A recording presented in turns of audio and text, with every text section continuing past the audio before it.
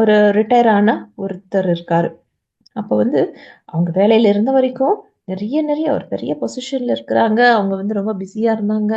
அவங்கள சுற்றி நெறைய பேர் இருப்பாங்க. அவர்கள் சொல்லும் அந்த விஷயத்திற்காக கேட்பதற்கு ஆவலாக நெறைய பேர் இருப்பாங்க. ஆனா இப்போ அவங்கள சுத்தி யாருமே இல்ல. அவங்க வந்து வேலைய விட்டுட்டு இப்போ வந்து வீட்ல இருக்கிறாங்க. ஸோ நான் வந்து இப்போ வாரத்துல 1 நாள் சும்மா ஒரு புக் ரீடிங் செஷன் வைக்கப் போகிறேன். கதை சொல்லப் போறேன். குழந்தைங்களுக்கு. இந்த வயசுல இந்த வயசு குழந்தைங்க வரைக்கும் வரலாம். வந்து பேசலாம். அப்படின்னு இருக்கும்பொழுது, ஸோ நீங்கள் செய்யும் அந்த ஒரு சின்ன விஷயமே, ஏதோ ஒரு குழந்தைக்கு அந்த புத்தகத்தை வாசிக்கும் ஒரு தூண்டும் ஒரு விஷயமாக மாறக்கூடும்.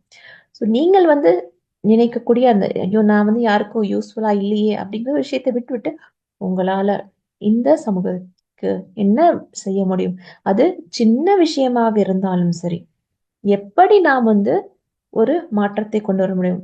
மற்றவங்களோடது இல்ல, உங்களுக்கே.